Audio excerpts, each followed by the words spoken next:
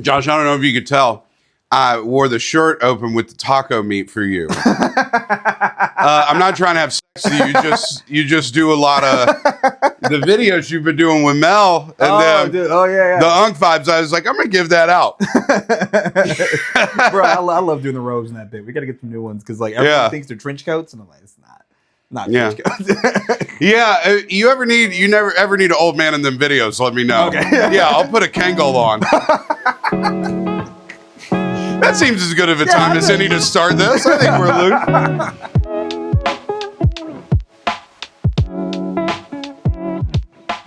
Welcome to the Ivey League.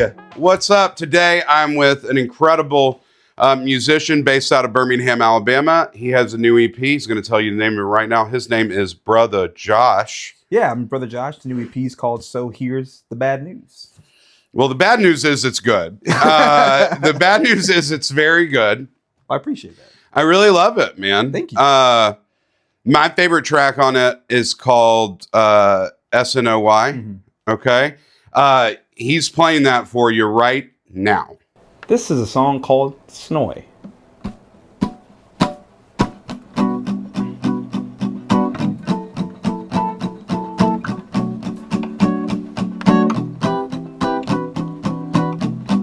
You said we were going nowhere, that we'd be history.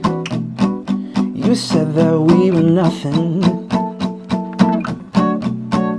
Now it's a big thing. You said that it'd blow over, just like anything. You said that we were nothing, but you can't even look at me. I'm still not over you, and when I think I'm through, I find myself crawling back to, and you take me as I am, and then I understand that nobody does it better than I'm still not over you, and when I think I'm through, I find myself crawling back to, and you take me as I am, and then I understand that nobody does it better. I told my friends about you, that you're not good for me, but if you wanna use me until you get what you need, I know this won't last long. It's not make-believe. I'll keep investing until the fantasy. I'm still not over you, and when I think I'm through, I find myself crawling back to, and you take me as I am, and then I understand that nobody does it better. I'm still not over you, and when I think I'm through, I find myself crawling back to, and you take me as I am, and then I understand that nobody does it better. You're gonna want me back. You're gonna need me back. I want you back. I need you back. I'm still not over you.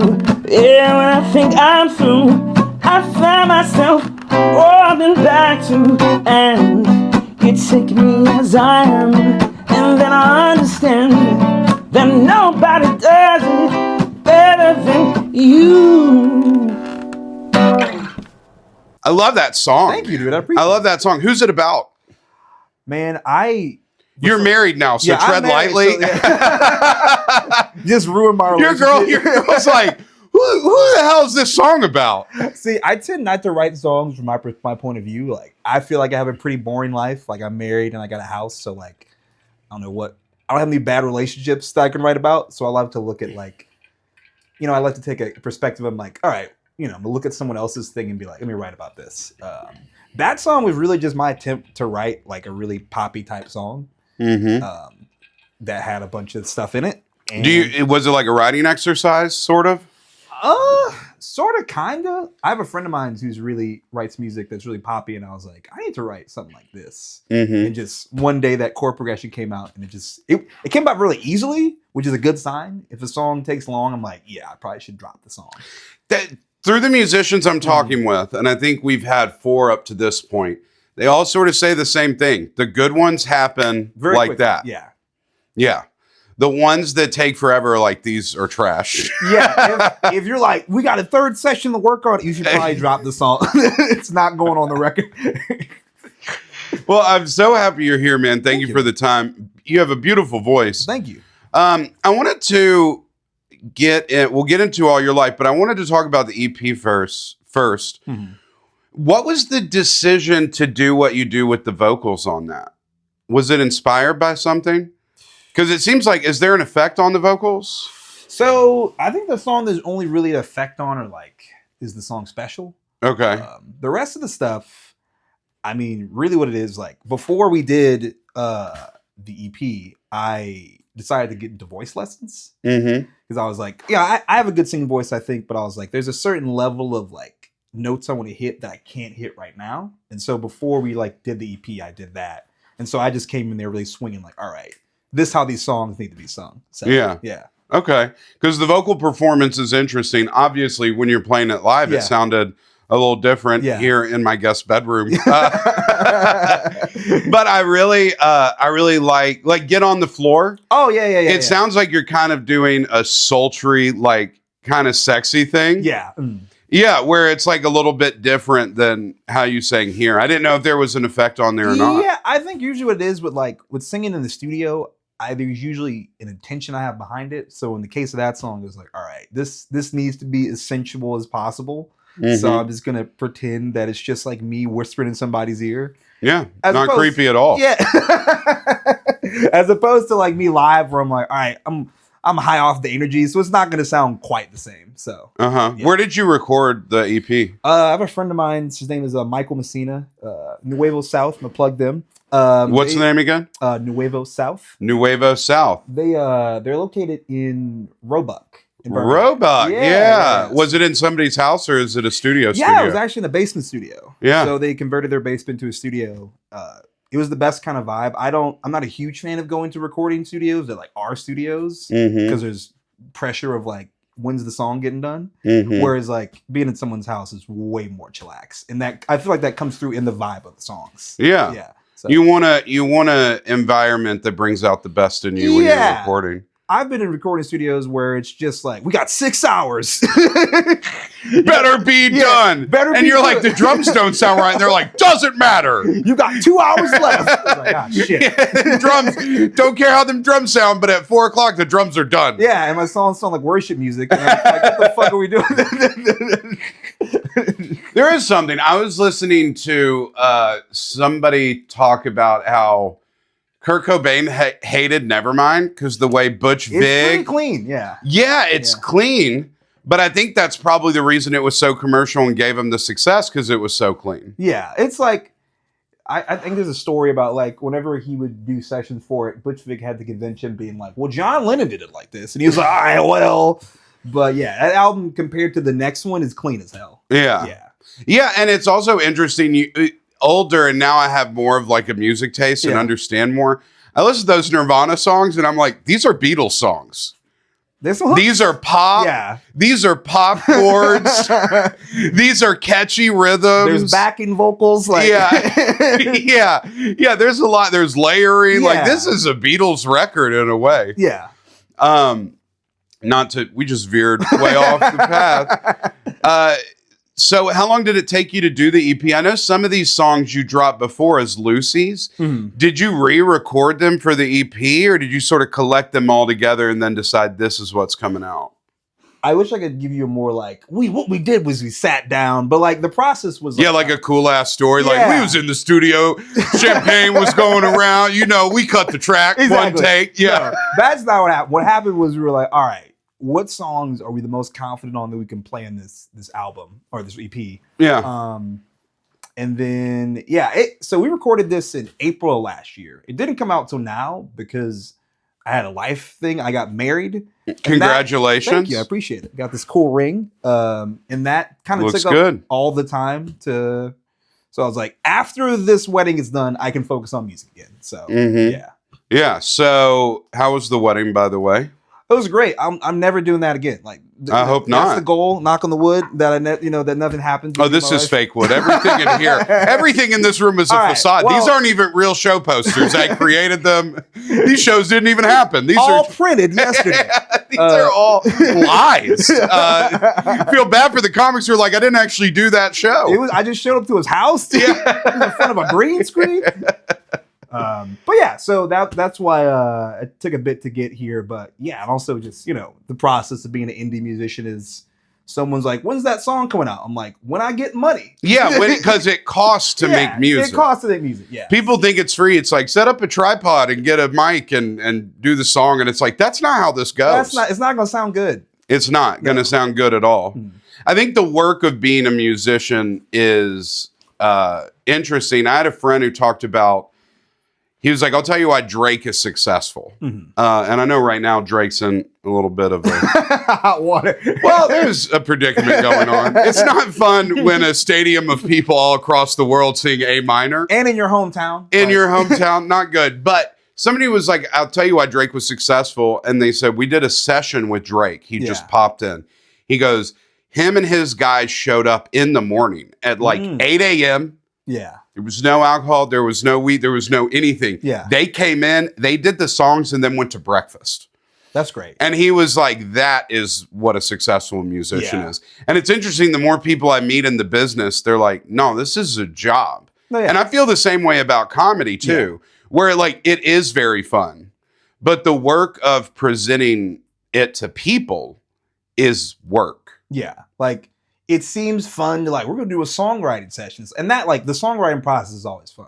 But everything that comes afterward is a bit more like, we got to work it like this, like it's a job. So go in the studio, get the songs mixed, get the mastered, like all that stuff afterwards. That's where the job of the musician starts to come in. And sometimes it's like, damn, I just want to play these songs. Yeah, I feel the same way. I want to tell these jokes. I don't want to set up lighting and learn to be a video editor. Exactly. And it's like take 3. Cam was wrong. Sit and like adjust the lights while you stand there being like, okay. Exactly. So, but yeah, that's part of it. It's did you play sports growing up or? I did not. You did not? Yeah. Well, I played a lot of sports growing up, and it's very similar where the games are very fun. But the game and like playing shows or the clip people see online that they like, the 90-second clip, that is 1% of what this is. 100%. 99% is everything else. Yeah. Like it's emails, booking shows, writing music, practicing alone, taking time out, getting a group together. Yeah. All that stuff, asking people to do things, which feels embarrassing. Yeah. It's like very much like I was making a joke to my bass player. Like we rehearse like numerous times, which amounts to be 30 minutes on stage. Right. But if you're good at those rehearsals, people get like the effort of like, oh, they're really locked in as a band, so it doesn't just feel like you just kind of came up here to mess around, Yeah. I want to say, as a person that loves live music and goes to different concerts, we can tell if you don't rehearse. I can tell. I can tell very clearly. It becomes very obvious. And we all appreciate, the audience appreciates tightness. I will say, like, when a band is like really on it, that's great. Like, my always thing with like playing live as musicians is like, all right, if we mess up, like, I feel like there's no show I've had there's never been like a mess up. I feel like there's always a small one. But as long as we look like we're locked in, it works. If they see us be like, the audience is like, the fuck is going on? Yeah, what is this Bush League? Yeah, what the hell? Yeah, I worked all day for this. What are you talking about? $10. 10 hard-earned singles to be in this firehouse right now. And I want to see it. I expect a level of performance, damn it.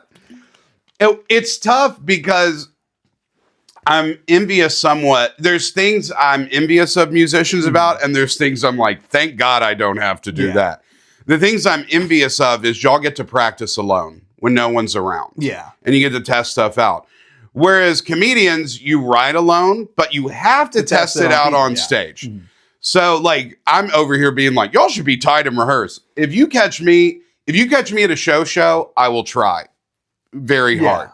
But if you like are at a mic and I pop in, be prepared. It's going to be rough stuff. Brother Josh has seen me multiple times nose dive on a new bit. Because I actually met you through Brooks Bell, friend of the show, great Brooks guy. Bell at Cahaba. I want to say this real quick and sorry, this is now about me. No, I want to say this because a podcast, you don't usually get to tell people how you feel about them. Yeah. And I just love what Brooks has created on Monday nights. Yeah. It's taken him years to do, and it's a lot of fun. And Brooks, you probably don't watch this, but if someone knows Brooks, let him see this. You're doing an incredible job. And bringing you on and the music, he's put together a show out of an open mic, and open mic should be terrible. And he is doing a bang up, fantastic job. You can't really pull people aside and do this type of earnest complimenting because people get uncomfortable. They're like, thank you. But Brooks, thank you. It's a great room, and I'm happy for you, and I see the growth of it. Yeah, like Brooks, I'm so glad he asked me to do that. I just, even from my level, like, you know, what I do mostly in that show is I kind of provide background music, but so much of what I do is by myself, being a looper pedal. And I feel like that show has made me a better guitarist because I'm having to listen to myself play and be like, okay, what can I do, you know, when it comes to playing guitar? And now when I'm writing songs, I'm like, oh, I've learned a lot from doing that in that gig. So yeah. Also, you do a really great thing where you're part of the show and the music and stuff you play for people's a vibe. Yeah. And if somebody mentions a song in their set, I'm always surprised you'll like play it. I'll try after. You'll try to nail it. Listen, there's been a few times where somebody would say something, I'm like, I'm not. You're like, I'm not gonna learn a Motion City soundtrack. Yeah, I was right like, now. I'm sorry. Like my parents love me. Like, they care about me. I was loved. I'm not gonna play LG FOD now. No. I like my life. So yeah, how did you and Brooks do that? How'd y'all meet? And I don't. This isn't a Brooks Bell podcast. Yeah. It's just I know you through that, and you're a staple. You have a weekly thing just about. Some weeks you're not there. But they, him and Brooks Bell do an open mic for comedy at Cahaba Brewing. You should check it out if you're in Birmingham every Monday. It's a great room. How did y'all get linked up with that? Yeah, Brooks, so he used to be part of he was a comedian. There was a program called Laugh Garden, RIP. Yeah. That was shout out to Lauren and Alice. Yeah. That's how I first Lamp and Watley. Yeah, that's how the first like gig I ever had was like playing one of those. And then I met Brooks through that, and then about a year after that, he was like, hey, I'm doing this Cahaba thing. Do you want to be interested in doing it? And I was like, yeah, I'll do it. So since then, like, we've developed that rapport, and he's become a really good friend of mine. And doing that show was always really fun. So yeah, it's been great. And also, like, it's been a really great way to network with people, honestly. Like, I've met some people who really come to shows thanks to the introduction of doing that show. So most artists I know, and I don't know if you're like this, I can be like this. I tend to introvert, and I tend to like isolate a little bit. Yeah. And it's good when doing gigs is a good way to get out of the house and be around people. Yeah. And it always happens where it's something weird that I might be a little on the fence or like, I don't know how this is going to work. I'm always happy I did it. Yeah. Especially like when I open up for like musicians. I'm like, how is this going to go? Yeah. But every time I do it, I'm just so happy. Like I get in the green room or I get in the area where everybody is and I meet everybody and I'm like, y'all like the shit. I'm so happy I did this. Yeah. You know? So did you cobble together the Lucy's into this? I don't know if you answered that. Yeah. Or were because you put some of them out before. Like I think SNOY came out last year. Yeah, SNOY came out last year. That's the only one I released previously. Yeah. No. You keep going. Oh no. Yeah, that's the again. Like we're saying, one man shop. No, yeah, one man shop. So I am. If I get up, I'm just making sure we're recording, so I don't go. We need to tackle on that. So yeah, I released that last year. I did a song and video for that. I just, as I said, I love that song. it's a bit weird to play it now and like watch the video. A friend of mine was in the video who's no longer with us, so it's just kind of weird to watch that video. But it's always great because like there's that song encapsulates the memory of my friend, so it has like a special place now. It's beautiful. Yeah, yeah, that's great. What happened to your friend? I probably wouldn't go into on this, but yeah. Well, no, that's fair. Yeah, that's an uncomfortable question. Yeah, but I love seeing you Mondays. Yeah, and I love when you're there. Because the way I approach that show is I'm really trying to make Brotha Josh laugh. Yeah. And if I can because I've joked with you a lot on stage, I can tell when a comic's losing you because you'll get on your phone and start checking chords or there's and when you like look up and laugh, I'm like, there's yes, two sir. ways to know if I'm not feeling what you're doing. The two obvious ways are like if I'm just like head down, like please kill me. That's how it's bad. But if I leave the room. If I'm like, I'm going to the bathroom, that's how I'm like, fuck this, Brooks. I'd rather be dead. That's when it's like, I can't do this shit. Open mic comedy can be rough stuff. So when you're up there, I'm like, oh, thank God, this is going to be great. But well, thank you for that. But there's other people where I'm like, all right, well, I need a drink right now. And I'll come back in 5 minutes. Something, because I go there to try out new stuff and to work on new stuff. And sometimes I'll just look at you and I'll be like, this one's a rough one, isn't it? Yeah, I think not to talk about that, but there's moments where like, especially the only bad thing for me, I can do a rough comedy thing because at the end of the day, it's 5 minutes. But if like the show's running long, I'm like, fuck. Yeah, there's like 20 people They're signed up. Yeah, 7 more. I'm like, man, I want to go see my dog. Yeah, I want to be at my house. Exactly. Yeah, I have work tomorrow. Can't do this. Yeah. Tell me a little bit. Did you grow up here in Alabama? So fun fact about me, I'm originally from New Orleans, Louisiana. New Orleans. Yeah. A real musical city. A real musical city. When did you leave New Orleans? So I was there for most of my adult life. Were you there during Katrina? Oh man, I got a funny story about that. So like, being in New Orleans, we get hurricanes all the time, varies in levels of how intense it is. And so I remember it was like the Friday before the hurricane, and the hurricane struck on Monday. Mm-hmm. I asked my dad, like, hey, we gonna have to leave? He's like, nah, it's a bitch made ass hurricane. We're not leaving this city. In the Sunday morning, he was like, we got to get all of our shit and leave now. Yeah, it is time to go. It's time to bounce the fuck out of here. So we left in like a year. I stayed in Troy, Alabama. Shout out to Troy. Yeah. And I moved back to New Orleans like maybe a year or two after that. So I was there for most of my life. I went to college in Hattiesburg, Mississippi. You went to Southern Miss. I did, to the top. Yeah, hell yeah. Golden Eagle. Yeah, I know you know Vince Fabro. We have a similar life trajectory. We're both from New Orleans with the Southern Miss and are here.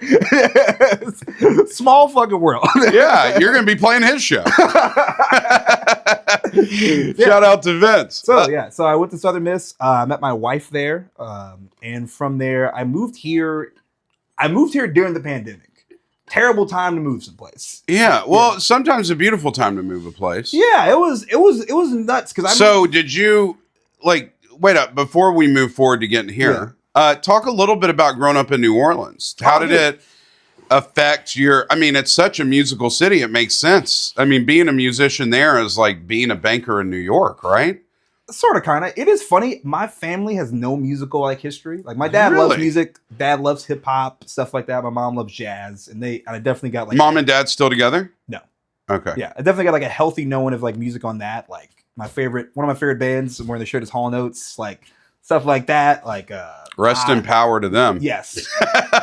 Fucking, I'm never gonna stop suing each other, guys. I never to see that live, and like I got to see Tony 2 years ago. I thought that would never happen. Yeah, and I don't get to fucking see Hall & Oates. Have you seen the interview when Drew Hill gets back together and breaks up on the air? I don't think I've seen that, bro. Unbelievable. Wait, that's Cisco, right? Yeah, that's Cisco. I mean, I think the world doesn't really need a Drew. They entered the dragon and exited the dragon in the same interview. Guys, I'm telling you, just put like Drew Hill reunion and break up. They're literally doing an interview to announce their reunion, and they break up in the same interview. Yeah, unbelievable. It was So like all that musical history, and I didn't start playing music in New Orleans. So I would always sing as a kid, but like behind closed doors of like, don't let anyone see me. My family can't know I can sing. Church family? Did you sing like in church or anything? Or No church background, none of that. Just really? Just my mom would play jazz records sometimes, and I'd be like, I'm gonna sing these songs to myself, you know. Yeah. What jazz records? Like Miles and Miles, Coltrane, like stuff like that. Donald Byrd. My mom also like. My parents had me really young, so the stuff that they were into was the coolest shit to me. You had cool parents. Yeah, so like Maxwell, like Jamiroquai, that was the coolest shit ever, and that was the music that I learned to sing to. God, Maxwell's so Dude, good. Maxwell, he came to Birmingham, I think like a year ago. I didn't go to it. And I fucking should have. Like, I need to. That's I didn't go list. either. He played Memphis and Birmingham. I think I had gigs. Yeah, that's a bucket list musician to see. I thought that was my uncle for a long time. Like, my uncle had like the similar hairstyle, and I was like, my uncle's either Maxwell or Eddie Gordo from Tekken. One of these motherfuckers is my uncle. I love D'Angelo too. Oh, dude, D's so good. Yeah, I was at Bonnaroo, and D'Angelo hadn't played a release album. In Oh, 12, like, this is like the years. one like years ago, right? Yeah. So I take mushrooms. There's a Questlove. Yeah. There's a Questlove secret show. So I'd seen like Jizza Liquid Swords. He did a thing of that. I saw Black Dot, Talib, Mos Def, and High Tech DJ'd the show, and it was on Biggie's birthday. It was an unbelievable thing. At least I think it was on Biggie's birthday. Yeah, they mentioned that. Then I go to this secret jam. It's like a Questlove All-Star Jam. Yeah. We're sitting there, and Questlove comes out, and he goes, "I've been waiting 12 years or 13 or 15, however long you've been away to say this." He goes, "Ladies and gentlemen, D'Angelo." And D'Angelo walked out. It was his first show in over a decade. And the mushroom, I was like, I thought I was in a dream. I thought ladies and gentlemen, D'Angelo. And you're just like, what? And he like looked different, you know? It was right before he did that Black Messiah album. Unbelievable. But yeah, that type of music. I was like a white kid in the suburbs of Memphis, really into neo soul. Like I was really into like Music Soul Child, Anthony Hamilton, loved Maxwell. That was like the music. I don't know why I was listening to like a 40-year-old black guy's like music taste, but that music, probably because my mom listened to so much like Anita Baker, Teddy P. Okay, yeah. She was very much like, I Of like that soul. generation, Like loved soul music. Okay, makes sense. Like, especially being in Memphis, that's a Yeah, I mean it's a musical city like New Orleans, and it's weird you don't realize. So like leaving Memphis and going other places. Yeah, I'm just so used to walking in to every store, every restaurant, everything, music already playing. and it's not like Muzak, like some pop mix on like a thing.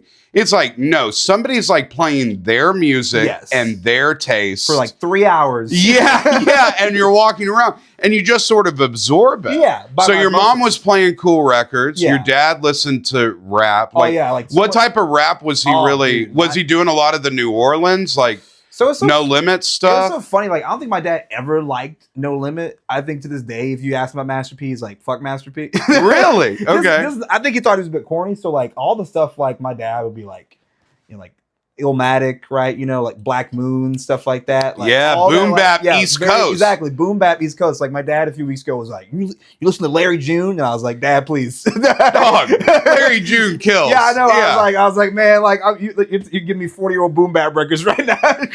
Yeah, it's funny. My girlfriend doesn't listen to any of that. Yeah. And I listen to so much, like, Larry June, anything Alchemist produces, Static Selecta, Joey Perp, all this different stuff, like all the Griselda guys.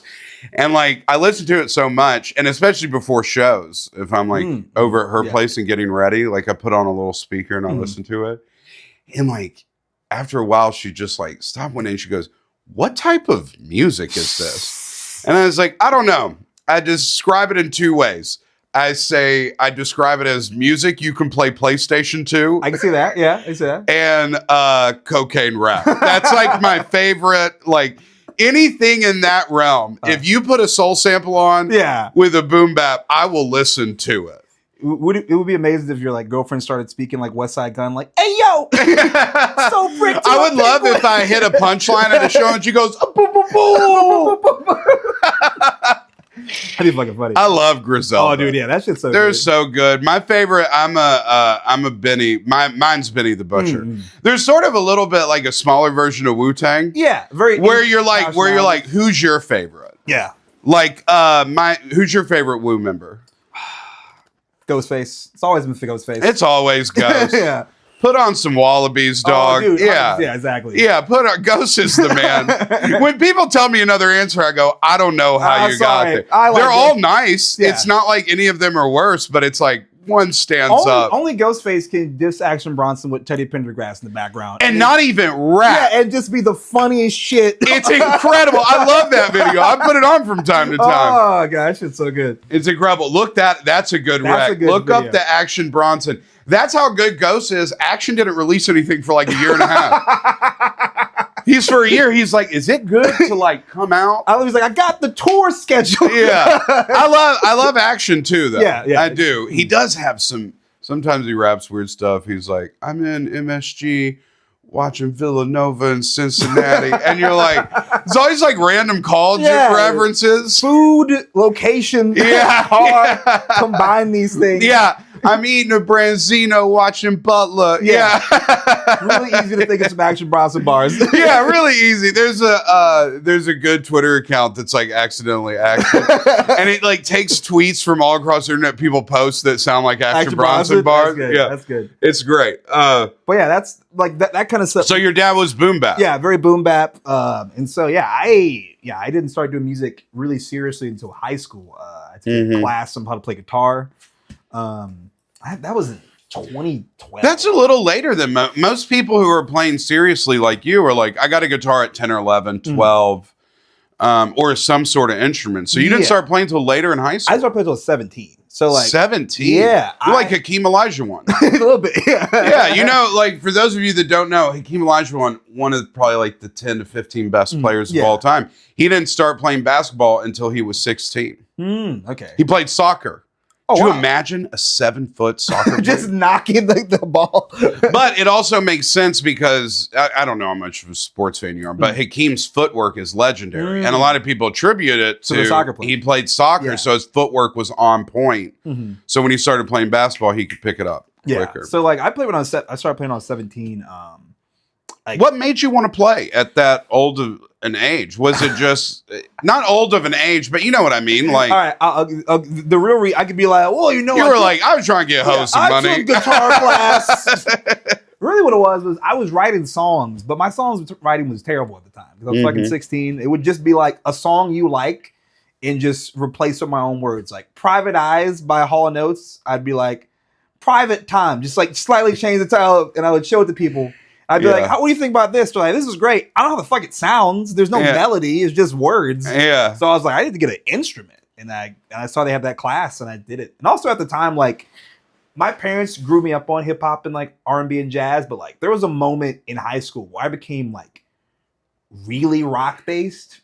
Like the Black Keys, I did get into the Beatles, White Stripes, like all those guys. Like those were all coming around at that time. Yeah, it was a mixture. Strokes were all that stuff, and then all those bands, and then like now it's not guilty pleasure music for me because I love it, but like Huey Lewis and the News and stuff like that was my shit, dude. And whenever I say that, someone's like, "You must love American Psycho." I was like, "No, I just like Huey Lewis and the News." Yeah, Huey Lewis and the News is like there's a huge collection of music nerd internet that's like Huey Lewis and the News and Randy Newman are the two greatest artists that have ever lived. Listen, man, if this is like if Huey Lewis releases an album or Randy Newman releases an album, Pitchfork is rating that bad boy high. They could put out anything. Yeah, like so. And I like that music. It's just like the guy from the dude that does the Toy Story soundtrack. Back in the Future? Yeah. So all that stuff, like that influenced me like the decision to pick up a guitar.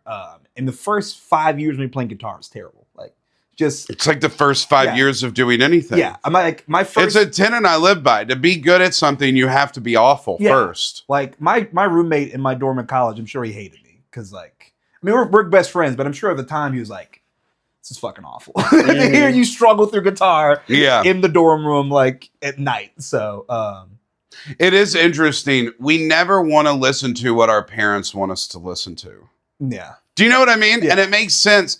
All the music you're listening is good, but it is like, it's different from them. I'm not going to listen to the same thing my parents are listening to. And also, like, so if they're listening to a ton of this music, I'm going to go be a fan of this. Yeah, and also I think for me is like, you know, I was in high school in 2009 to 2013. That was like peak, like we were talking about earlier, like you know, like Motion City soundtrack and stuff like that. Like everything is all right. Yeah, like I gotta mess with emo a little bit. How old are you? I'm 30. Okay, so I got a couple years on you. Okay. But yeah, that type of music. Yeah, like that. You were like tail into emo in high school. Yeah, and I was like, you know, like I was like, this is the whitest music possible. I don't really I like my life. Yeah. Not really depressed. If I am, it's gonna be like, you know, put on New York State of Mind. So I can feel something. Yeah, so I couldn't relate to any of that music, but like I was in you know, on the bus being like, do you guys like U2? Yeah. Just like being fucking a nerd. Yeah. Yeah, like the type of music, like I told you, I gravitated towards. My mom listened to that, but I was in Memphis, and you know, Memphis has a rich musical hip hop, and I love 3-6. I love all the Hypnotized Mind stuff. I love Yo Gotti. Love Skinny Pimp, 8-Ball MJG, all of that. But like, I went through a very big phase in high school where I listened to like conscious rap. Like a Sheru. Yeah. Like I was listening to Common. Yeah. All of Mos Def. Yeah. All of Talib. Yeah. Like, and people would be like, what are you listening to? And I'd be like, this is real. You're like, listen, my Umi says shine your yeah. And I'm like just a white kid being like, fight the power. Like, like I was listening to all very conscious, like a lot of, and Doom's not conscious, but just sort of like that stuff. Because it felt like I discovered it. And I feel like music is one of those things. And I think all of entertainment is that way, where you want ownership of what you like. Yeah. I found this and this is mine. Yeah. 100%. I'm just cracking up the idea of like you just like in class with like J. Rue the Damage playing. Oh yeah, for sure. Listening to hieroglyphics, and mixtapes, and wearing. Remember those hats that were beanies that had the bill on them? Had the Talib hats. Dog, I had 3 of them. Yeah, are you kidding me? Yeah, what are you talking about? All day. Yeah. Yeah, if you're watching this, please comment on the YouTube and leave your favorite conscious rapper, because we can have a grand old time talking about, the love that I have for Jedi mind tricks and all these all these things that I was just like so into. God, there's just a guy like commenting "Bless up, King," just to Oh, that's so funny. But yeah, that was all the music I was into in high school. And I started playing guitar then. I didn't start a band. So I went to USM for college. Yeah. In Hattiesburg, as I said. And I started a band like my junior year. So it took about 4 years of you playing to feel comfortable to be like, I can put this out to people. I would write songs, but I'd be like, y'all shouldn't hear them. Give me an idea. How much were you playing those 4 years before? Were you like obsessed? Was the guitar always in your hands? It was like, if any day, if I would go back after class in my dorm, I would probably like be picking up the guitar. Yeah. And like, you know, I think the thing for me about with guitar is interesting is like, I initially didn't like it. Like I wanted to play bass because someone was like, "Oh, you know, you're black, play bass." That was kind of the joke. It was like the token joke from South Park. Like, you know how to play bass? Yeah, be Bootsy Collins. Yeah, exactly. Yeah, didn't really know how to play bass, and then they were like, "Oh, we'll play guitar," and I picked up guitar. I didn't like any of the songs they taught me, like fucking Hotel California and like Brown Eyed Girl. I was like, "This is the fucking whitest shit, damn cornbread ass music." And then shots fired. Listen. I like it is, and I you're like right. the Eagles now, but like at the time, I was like, I can't play this bullshit. Yeah, Eagles are a tough thing because my mom was so into them, and I was like, "This is corny." And then I remember driving home from a show, and I just had like the radio going, and One of These Nights came on by the Eagles, and I was like, "Does this song hit? Who are these men?" Then I was like, "One of These Nights like smacks." It's like after I watched the Bee Gees documentary, have you seen that on HBO? Yes, this one got some good songs. And I got into like Franny Be Tender with My Heart and like Nights on Broadway. Yeah, that song's great. Isn't it amazing? Turn it up. Yeah, on the nights on Broadway. God, Yeah, incredible song. And you're like, oh, they had albums before. Yeah. But yeah, it's funny how you can be like, this is corny trash. Yeah. It's like I know I'm not old enough to get into Elvis Costello yet. Ah, damn. I like Elvis Costello. I know. Yeah. I want to like him, and I know I will. Yeah. Like, I've never been a Bruce Springsteen guy. I really like Born to Run as an album. Mm-hmm. But and I know people would be like, that's lame, you have no taste. But I've tried to listen to Nebraska. Yeah. I listened to his audiobook. I mean, I have tried. And I would love to see one of his concerts because people are like, yeah, it's incredible. He gives it. But it's just I think he's an interesting figure. Yeah. And just some of his music. It's just tough for me to listen to a guy with hundreds of millions of dollars be like, and I'm working at the coal factory. And my job is gone. Like this sort of idea, like he is the working man's poet. And I'm like, this guy's been rich forever. Like, I'm not saying he doesn't believe this. And I'm not saying there's earnestness. Yeah. But I'm also like, homeboy has been rich for a long time. Yeah. So like I haven't gotten into Bruce in that way. Like I like some of it. Like 10th Avenue Freeze Out is an incredible song. I need to listen to more Bruce. Like I know, like, you know, you're not old enough yet. I don't think we're there. Man, listen, I have an appreciation for 80s music, like a lot. Like, see, I hate 80s music. So I'll give you why I like 80s music. Okay, please, and I'll give you why I hate it. Okay, so my thing with 80s music is, so you know, I'm 30, right? So when I was coming up, right, I played video games a lot. The game that like meant the most to me as a kid was Vice City by Grand Theft Auto. Oh, okay. And that whole soundtrack is licensed 80s music. Right? Yeah. And like, for me, I was like, what? This shit is bumping. so like Automatic by the Pointer Sisters, or like all the songs Michael did on there. I'm just like, this shit's great. Now I will understand that like 80s music, some of them synths be synthing. they be synthing really hard, and sometimes it's a little corny, but as like a special place in my heart. Yeah, the music sounds so synthed out, and the technology hadn't caught up with the ideas, but they thought the technology had. That's what's funny. Yeah. It's like when I remember playing Snake on my mom's Nokia cell phone, and I was like, "This is the pinnacle of technology. Like it's done. It can't really get better than this." And that music, like the tinginess, I'm starting to get more into it because my girlfriend likes it so much, and she plays it all the time. And some of it's good. I'm just more like late 50s, 60s, 70s. And then 80s to me are trash. See, there's some... And then 90s are unbelievable until you get to the late 90s, which is the music like I sort of grew up with. Yeah. Like Creed, Matchbox 20, Limp Bizkit. Yeah. And I still, I banged up, like I don't mind a Limp Bizkit, but I can, if someone would be like, that music's garbage, I'd be like, fair enough. Understandable, yeah. And I feel like 70s and 90s to me are pinnacles. And that's why we're in a weird era musically right now. Yeah. I don't know if we're in an 80s type era as far as music.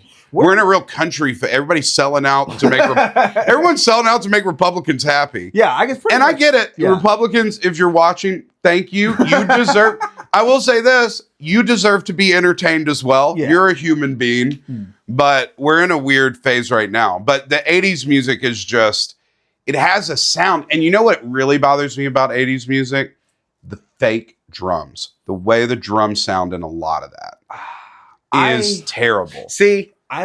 The obsession with synthesized toms. It like makes me go insane. I'm 50-50 because like some of them I'm like, this shit sounds corny as hell. But now I listen to Prince use a drum machine. I'm like, this guy understood how to use this damn machine. Like, Or like the gated reverb that like Phil Collins used. I was like, I get what he's going for. But then you get to like, I had a Genesis run a couple weeks ago. I was listening to like I love Phil Collins, love like his era Genesis, but I was listening to like the early Genesis. I even love the Tarzan soundtrack. The Disney. It bangs. You been I wanna know. Yeah, it goes. Yeah. So that was all the music I was into, and then like when I play guitar, I don't know. I gravitated towards my guitar heroes who kind of, at least in my mind, taught me how to play guitar. Who are your guitar heroes?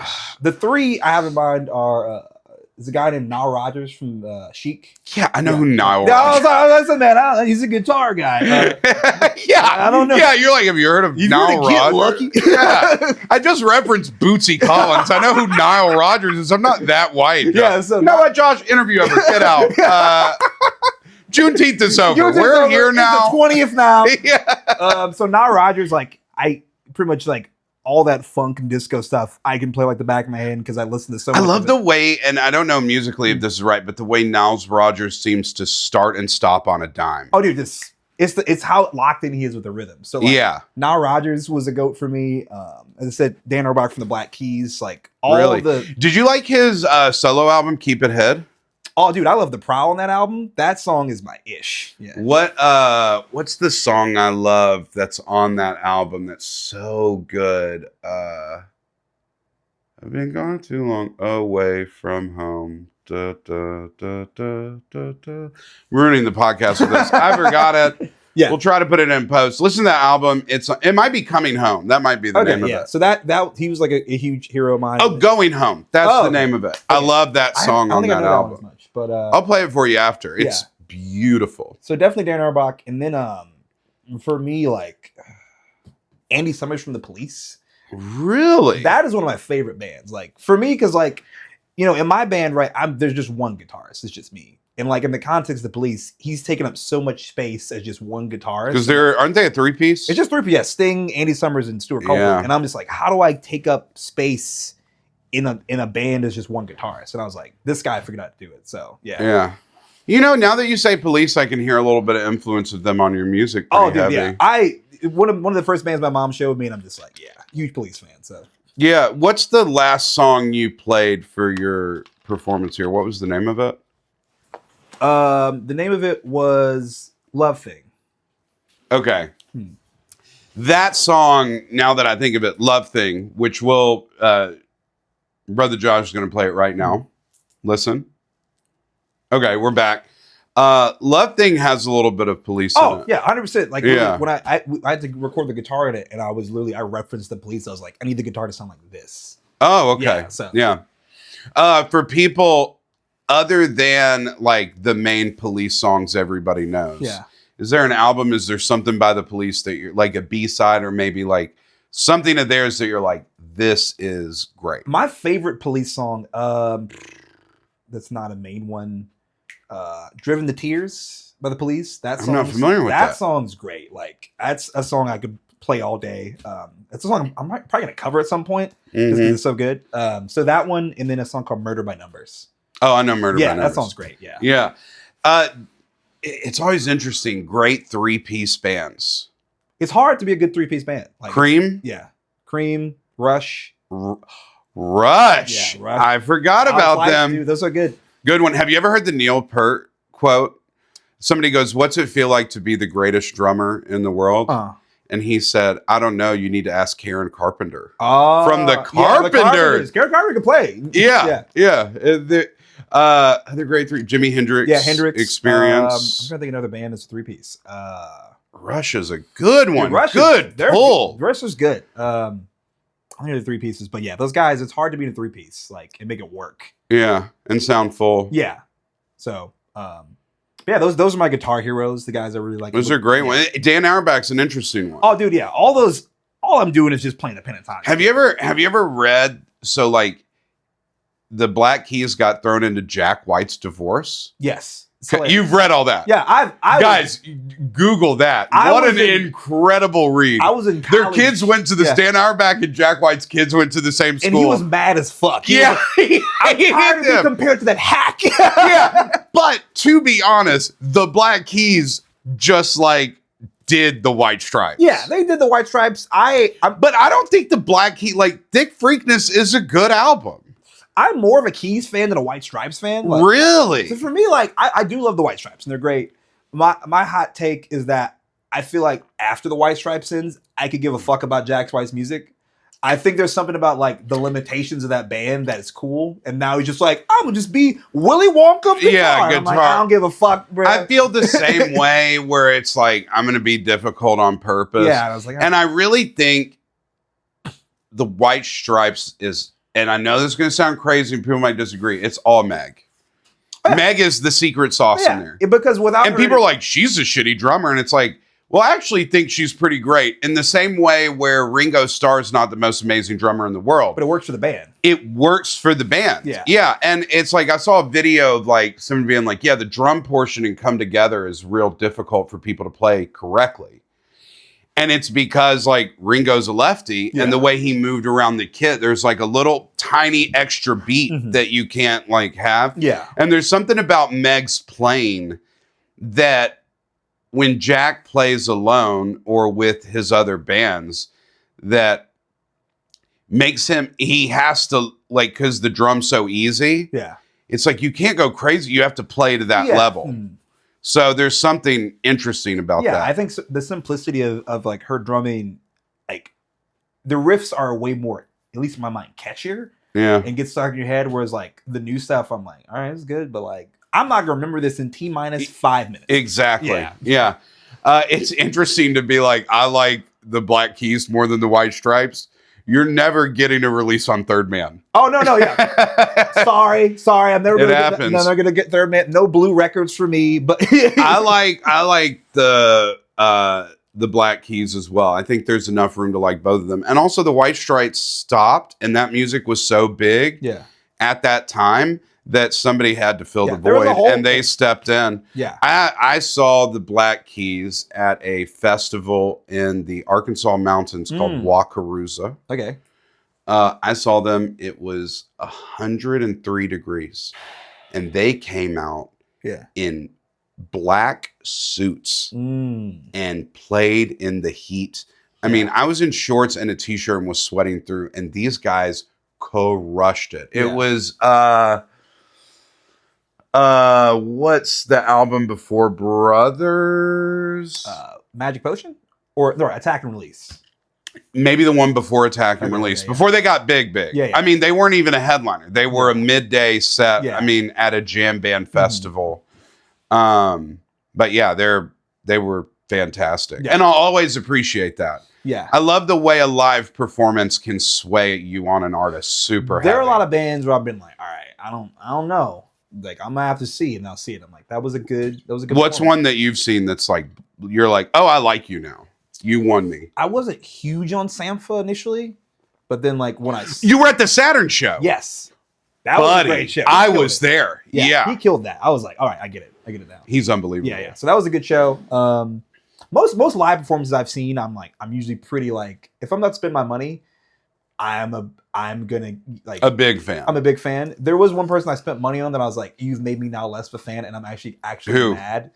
I don't think he's gonna see this. John Baptiste made me really mad. I heard that show wasn't good. I was gonna go. I heard it was not good. For twofold. I'm from New Orleans, right? So I have like a special place in my heart for like John Baptiste made it, and me out the city's playing it, and like I was mad because like he's a piano player, like famously, and he was like, I'm gonna play guitar, and I was like, what the fuck is going on right now? Getting that damn piano, and he like left 30 minutes early, and I was like, I spent $75, and I'd like half of that back. Yeah. I like his lighting. I met his lighting, his head of lighting the night before the show. The only thing I will say, maybe to give him another shot, but I feel you. If I have a bad show, I'm like, well, I tried. But he told me they had been on a really grueling tour, and it was his first tour, and it was the very last day. So he was like pretty checked out. Yeah, maybe, but I felt that way recently. I went and saw Julian Baker at Iron City. Like I think with tax and everything, it was like $100 to take me and my girl. They played for 50 minutes. Oh. Headline for 50 minutes. Damn. And then ended. Damn. Also canceled a gig to be there. I was supposed to do Matt Davis's town hall at Saturn. And I can't. And I thought I was confused. I was like, 50 minutes for a music? Did something happen? Yeah, like this is it should be at least 90 minutes. Yeah. And you should, I don't know. I love her music. Yeah. I love her music. And I love the new album. Yeah. But it's like, dog, I saw Big Thief there. They played for like 2 hours. That's It's great. unbelievable. I saw Freddie Gibbs at Zydeco. Yes. I was there. Yeah. I felt like he played for 40 minutes. I was like, well, nice seeing y'all. I was like, what Yeah. the fuck? I thought Rap shows are like that. Yeah. I went to Key Glock. He was pretty amazing. how long was the show? Was it like Oh, he had a long show with a lot of openers, and he Okay. probably played for 90 minutes. okay, that's a good amount of time. And he did a really cool young Dolph interlude. I Yeah. think I told you Yes, talked at the time about of it. this at the show. It might become a bit, but I don't know if I want to talk about it. Before it gets, in case you record it. Well, do you remember the joke that I had about Yes, that it's show? like the white girl said the N-word. Yeah, good you said it, not me. Yeah. Okay, I'll talk about this. Yeah. Yeah, it was I've never seen that at a show. Yeah. And I was like, and Startled? then nobody around like cared. Yeah. And No I one was like, y'all seeing this? I was like, this is Trump's America. We are living in it. I was like, this is wild. Yeah. And then everybody, I remember when the next song played, I swear like 4 or 5 black people turned and looked at me to see like, is he Do going to not. do it? And I was like, there's no way I'm saying Yeah, this. yeah. Are you kidding? My girlfriend, we were leaving. She was like, you didn't sing any of the words. I was like, they're not catching me slipping. You're like, it's I not- was like, I'm here to vibe out. Listen, He had a great show, Yeah. and what's his name? Sheck West opened up. Yeah, it's like, listen, I remember that white girl when she said the N-word at the Kendrick Lamar concert. I have nightmares. Dog, it's not even a word I want to say. Yeah, period. yeah. It's not even something I'm like, if somebody was like, you have permission, I'd be like, I still am not. Weird. I still don't even care to say it. Yeah. No, but the only thing I'm going to talk about the Key Glock concert, he did a very headliner thing where every other artist before him was mixed terribly. And then he came on and the bass came out. Damn. But it's also like, hey, dog, he's doing Mo Bamba right now. Let's hook. This is a real classic jam. Yeah. It was probably the thing where they were like, all right, y'all get the house mixer, but I got Mike here who's Yes. coming in there. Yeah. That makes sense. And like, it was real tingy and loud. And it was very it was rap concert, bad way in a good way. Do you know what I mean? Yeah. Because, I mean, I guess like most people, I like a rap concert with a full band. Oh, yeah, 100%. Yeah. I like a full band, and I don't like a backing track, and I want you to rap all of it. Me and like, we'll talk about this at some point too, but like, yeah, me and Mel are in a group. I love Mel Crosby. Mel and Mel Crosby in a group together called Parker Franklin. Very fun, very good Yes, stuff. Check them out. Very goofy. Also, check out Mel's personal stuff. Mel is a great rapper. Like Mel's my favorite rapper in the city. But yeah, like me and Mel are very much thinking like, all right, we're gonna play these songs, but like we're not just instrumental. We're not gonna like have the thing going. It's like, no, we're gonna rehearse these songs and rap them, on the mic. So have you ever heard this story about Outkast when they were starting out? What they would do to prepare for shows? They would rap and run miles together. it's a good idea. So they could remember everything Yeah. together. And you're like, well, what takes being good? Stuff like that. Yeah. I'll give you a for instance of somebody who blew me away. So 50 Cent played the Tuscaloosa Amphitheater. And I got tickets on StubHub for $2 a piece. That's great. I took all my friends. Yeah. So I figured the show wasn't sold out. Yeah. And I was just like, man, this is probably not going to be good. Yeah. And I'll tell you what, 50 Cent put on a hell of a show. Hell yeah. Full band, no backing tracks, Yeah. pyrotechnics. He rapped everything. Even for the songs Yeah. that had a singer on them, he sang. Like he did Nate Dogg's part. Oh, hell yeah. Yeah. I was like, this is a show. And I like 50 Cent. Yeah. But after Get Rich or Die Trying, there's not a lot that There's a I'm drop like off. really Yeah, I'm not like, yo, you need to listen to Kurdos. Like, The world but said no. Yeah. but I saw him and I was like, yeah, you put on I respect it. Mr. Jackson, I respect. Yeah, it. and Mr. O'Shea, I respect your work. But also I was talking with my friends after and it's like, yeah, with how he clowns everybody and shits on everybody, You better be good. he can't he knows if I do anything dumb or mail this in, Yeah. people are going to Ja Rule is coming for me. yeah, Ricky Rose, everybody. is gonna get me. So Yeah, but it's fun to see an artist that blows you away. And it's not disappointed or shows bad, but it's like, it is insane. I think performers forget this. Most audiences want it to be good. Yeah. Unless, I think for musicians, if you're playing a gig where like, I'm at this hotel just like playing, this is just a gig. Yeah. But like, if somebody's coming to a show, people want, even if it's 20 people, they're like, we would like it to be good. Yeah. I think the thing for me that I like, if a show's bad, but like y'all put effort into it, I'm just like, well, that's just trick of the trade. How it shook. Yeah, it's how it goes. Yeah. You caught one. The thing that will irritate me as a musician that like is the most important thing is like at least look like you want to be there. Because if like a band is bored, I'm like, what the fuck am I doing here? My favorite tips I try to live by with music is like, you know, don't take yourself seriously, but take what you're doing seriously. So That's a great, say that again. Yeah. So take what you're doing seriously, but don't take yourself seriously. Because if like, I want to have fun with you. And if you're bored as hell on stage, I'm like, well, I don't think they want to be here. This is just a gig. Right. Don't take yourself seriously. Yeah. Take what you're doing seriously. Yeah. Like one of my favorite bands, is a great example of that is, you know, a band called Wolfpack? Yeah. Yeah. Those guys are goofy as hell. They have like bits, but you can tell they're like top class musicians because they take that shit seriously. They're working. Yeah. But they're not taking themselves seriously when they're playing the music. So, yeah. I mean, I personally am sometimes just like, first off, the mental strain of doing shows and preparing is hard. Yeah. And also, man, a lot of us, even big artists, like stuff happens during the day. Yeah. And to like turn all that off emotionally can be a little tough. Yeah. I think that's why it takes performers so long to come into their own. Yeah. Because you have to have so many reps. Like I was talking to some comics the other day who asked me some advice.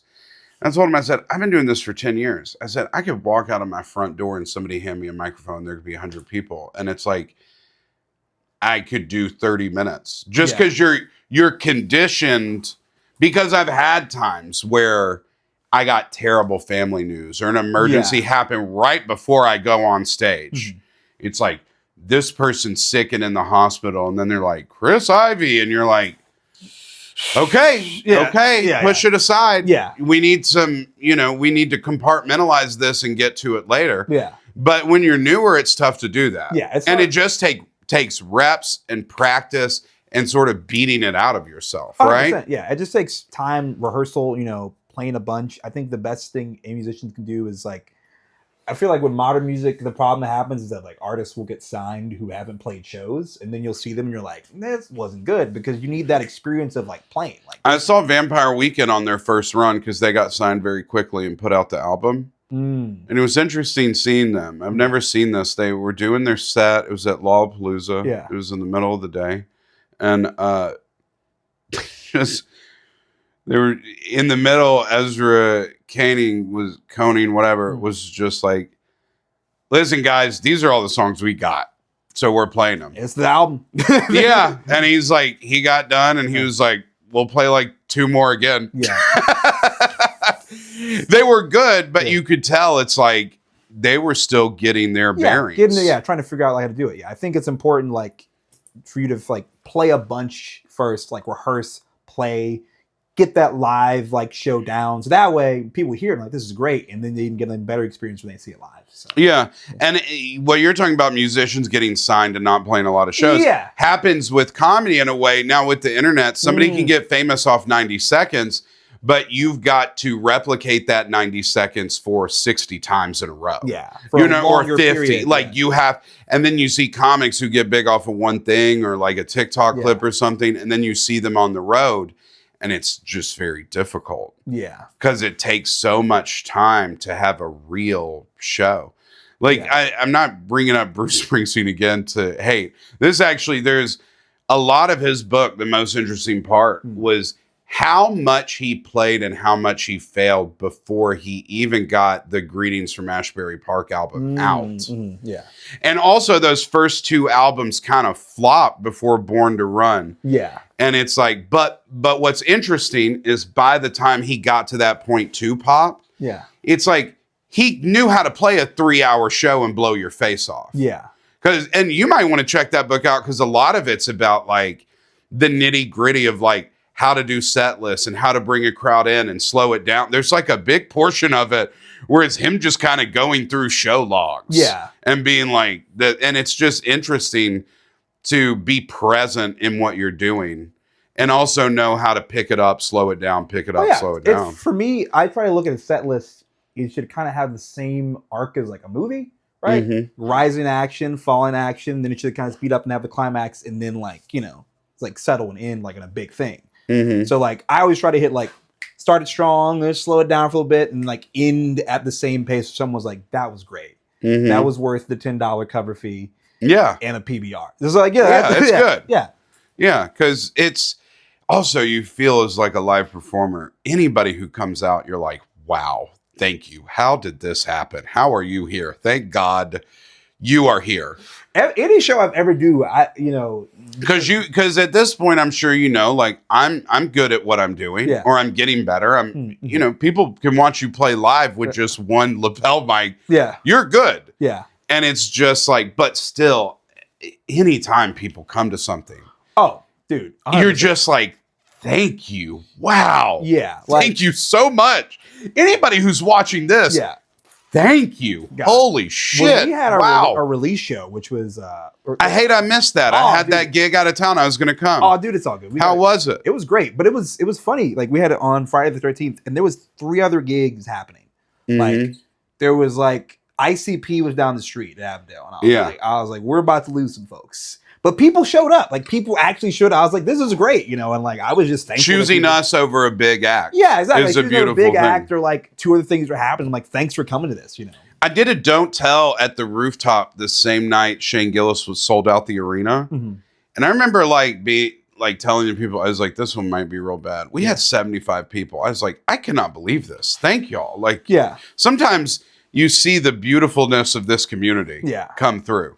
And sometimes you don't. Sometimes it is us and a few people playing the show. Yeah, I feel that. Question. Yeah. Can I go to the bathroom? Yeah, dog, go. I've been like holding it. I was like, all right, I got. Yeah, we'll take a break. Okay, and we're back. I want to hit one more thing. So you played Special, a song I love a lot. Mm-hmm. That has been the one, you know, when you like listen to something a bunch and you have one grow on you. Yeah. You're like, I have the first one I really love. Yeah. And then it's like, oh, this other one. And I was in the shower like singing it before you got over here. And I love that song. What's interesting, and Special. He's going to play it right now, and then we're going to talk about it. So listen.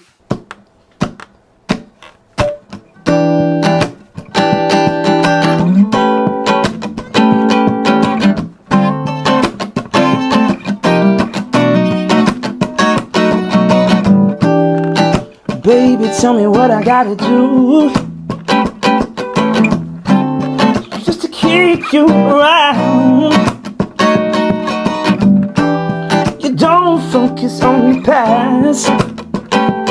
Stay in the here and now. You can hold me, control me in more ways than one. And when you kiss me, it's like healing in the rays of the sun.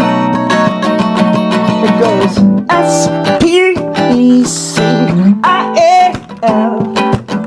Your kind of love is special as hell. S-P-E-C-I-A-L. No one's gonna do it quite as well. Your love is special. Your love is special.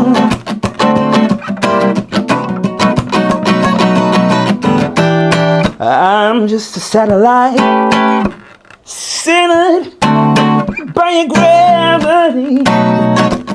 Do you remember earlier times?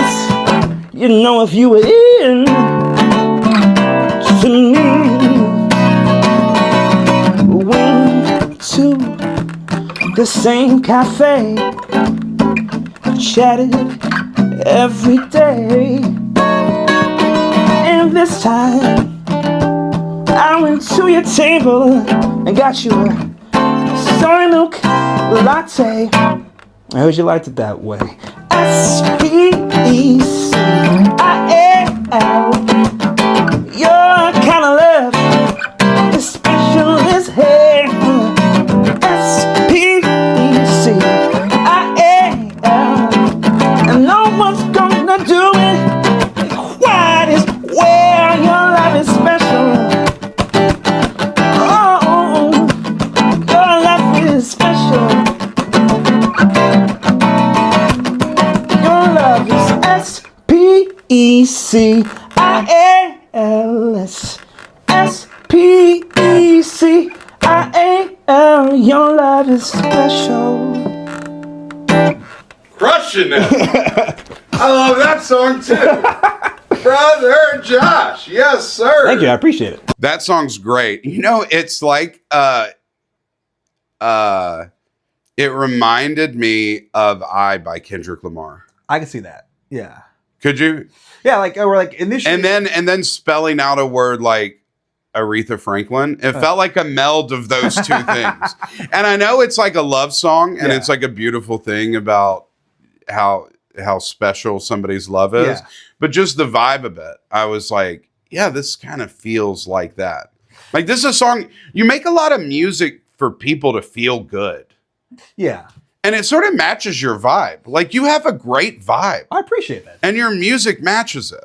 Yeah, I try to like, it's hard for me, like, it is really funny that my most listened to song on Spotify apparently is like my most sad song. It's so funny, which I was like, I don't be sad all the damn time. Which one is it? It's a song called Drifting Away. Okay. Yeah, that song is like, that's a good song. yeah, very like my sad boy type song. Everyone's Yeah. like, this is that shit. And I'm like, hey man, I'm not sad all the time. Yeah. Well, also, if you have an album that's all feel good, or you have a bunch of feel good songs, and then one cuts through glass because it's a little different, and sort of stands apart. No, yeah. Might not be people's favorites. It might just be the first one that's like, oh, this one stuck out. Feel that, yeah. Well, special like, it's so funny. That song was also that song of all the songs in the EP. That was the hardest to write for me. Because like you have to walk that perfect line where like, all right, spelling out a word can be really corny. Like we're talking about special right now. I was afraid. I was like, this could veer into kind of BANNS like Gwen Stefani territory, and this could be fucking perceived as corny as shit, or this could be like endearing. And so like when I play that live, like people really dig it, like to spell it out, and I'm just like, all right, this is what I had in mind whenever I wrote it. So that's great. Yeah, and it makes you want to spell it out. It's not corny. No, yeah. I wouldn't bring it up if it were corny. Well, I have a funny story with that. I would do your thing. I'd say, I need to go get a drink. Play special. I need to go get a drink. We had the show where we did the release show, and you know, when you ask somebody to do something in the crowd, it's always like, all right, I'll do it. But like, I was like, is anyone out to spell special? And Mel was there, and so he's like, here's how you spell it. And like, as you're about to start playing it, the guy next to him was like, I think you're a plant. I think you're just in the audience. You have Mel to do crowd work. Yeah, I was like, you do crowd work. Yeah. That's great. Okay, I'm gonna get you out of here. Thank you so much for coming, man. No. What a fun hang, bro. Dude, thank you. I mean it. Fun hang. And hopefully you'll come back and hang out with us again. And please go support his EP. It's incredible. Brotha Josh with an A, Brotha Josh on all DSPs. Did you upload any just like lyric videos to YouTube for people that don't? For our pirators who like free. For our pirators, listen, listen, there's no lyric videos, but like, you know, as I said, there's music videos. Yeah, you can use music videos. You can stream it if you want to. I get 2 cents or some bullshit like that. Buy it on Bandcamp where it actually like goes to the artists. That is a big thing. Buy it on Bandcamp. I'm so happy to have you. So we're going to do 2 things, get you out of here. The first thing, I told you about this. We do a top 5, any subject. Oh God. Okay. What is your top 5? What is the Brotha Josh top 5? Oh man, you got me on the spot here. Like, you got some suggestions for me, maybe? Well, it's supposed to be yours. Okay. Do you give your top 5 too? How about that? Yeah, I'll do a top 5 with you. Okay. But you just pick. You can take a second. Y'all wait. We're building. All right, since I'm with you and you're a comedian, I'll give comedians. Top 5 comedians all time. Start from 5, work your way up to 1. Okay, 5. This is my personal opinion. Mike Epps. Dude. Yo, do not disagree. Mike Epps, unbelievable. When he talks about the singer with the bad hand. Oh, he just yeah. Yeah, unbelievable. Epps. That shit is so funny. Yeah, Mike Epps. Yes. Yeah, dude, Mike Epps is so funny. And I'm so happy. It seems like he's off the hard drugs now. Yeah. So I love Mike Epps. Number 4. Number 4. That's gonna be hard. It's so funny. Like the 3, I'm like, yes, these are the 3. But then the 4th guy, I'm like, oh shit, I probably should have thought about who's number 4. Paul Mooney. Yeah, dude, great Paul pick. Mooney is God. Dude's so funny. Like Paul Mooney's so funny. 3rd, probably Bill Burr. Like Bill's just. I love Bill Burr. His SNL set where he talks about the Pride Month versus Black History Month is unbelievably funny. Yeah, so Bill it's Burr, so good. Number 2. Patrice. Dude, Patrice O'Neal, like that's the special elephant in the room. Just like anytime I watch it, I'm like, this Patrice is incredible. Yeah. And then number 1, like my favorite special is Chappelle. My favorite one is probably not what's the first one everyone thinks about? Kill 'Em Softly. It's the next one. For what it's worth. That shit has some jokes that. For what it's worth is that joke. For what it's worth is the guy on the subway. Yeah. Right? Yeah. Or no, on the bus. Yeah. He's like, my favorite joke. And as people get closer, go faster. Yeah. My favorite joke about it's a bit he does like a second in where he's doing like a joke about Michael Jackson. He's like, the only reason you make fun of Michael Jackson because his face is all torn, but he looks like a mutant. He's like, if I talk about Catholic kids in here, you get quiet as shit, and then everyone stopped talking. I was like, this is the funniest shit. So yeah, those are my top 5 comedians. Wow, this is tough. My top 5 comedians. Some people are like actually waiting. You're like, what is Chris Ivey? Yeah, no.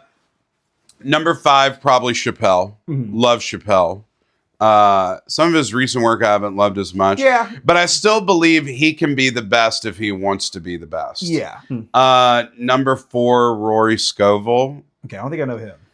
The best live comedy show I've ever been to is Rory Scovel. It was when he was filming, it was the Friday night of the YouTube special where he did a complete improv. He just makes up a whole hour of stand up on the spot. That's number 4. Number 3, I've really been into, and it's comics that aren't like you that you gravitate towards. I've really been into watching Rodney Dangerfield clips. Okay. Because I do much more storytelling. Yeah. So for him to just the way he hit, you're like, you're one of the greatest ever. Yeah. Number 2 is George Carlin. Oh, yeah. Love George Carlin, specifically old George Carlin. The George Carlin people don't like is my favorite. We've done a lot of talking about that on this podcast. I won't keep going back over it. He blew my mind. And then number 1 is Chris Rock. First comedian I fell in love listening to. I remember Bigger and Blacker Than Found Bring the Pain. Bring the Pain first. My buddy and I listened to it. And just all of his specials. I mean, I love maybe the last one where he's wearing the all white suit. Yeah. I didn't like. But and an underrated Chris Rock one on Netflix, Tambourine, I think is really good. I saw him do that at the BJCC concert hall. There's very few comics I will pay to see. Chris Rock is one. Maybe it's like your first big artist that you love, like as a musician. But Chris Rock just. Damn, I should have gave you top 5. I mean, I love everybody. I love Everybody Hates Chris. My daughter loves that show. It's a great show. I just love Chris Rock. I wish I had a cooler answer and a cooler top 5. Not so bad. Yours a little cooler than mine, but probably like my favorite comedians of all time. Special honorable mention to Lewis Black. Love Lewis Black. Yeah, love Lewis Black. I like comedy with bite to it. You can probably, except Rory. Rory's more fun and whimsical. But I like comedy with a little bite. I like a little bit of pain. I like a little bit of hurt. I like a little bit of anger. I'm trying to think. Yeah, I had an honorable mention. I was trying to think about What else I put in there? I said Mike Epps. And I just want to let the audience know, if you're watching this, somebody might be like, what's your top 5 again? Comedians? Because I would imagine somebody will ask me that who's not a comic to me again. If it changes, don't get mad. I think Chris Rock's going to stay number 1 and Carlin will stay 2. But till we get to that point, it can fluctuate based on how I'm feeling and who I'm really with. Chappelle's probably always going to be on the list. Yeah.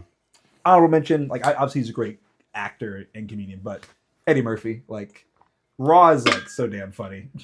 Dude, this is so embarrassing. Weirdly enough, I had a dream last night where Eddie Murphy came to a Don't Tell I was doing and did a set. What a lame dream to have. That's like my dreams. Mr. Murphy. Eddie Murphy coming to I swear to God, I had that dream. It's so interesting.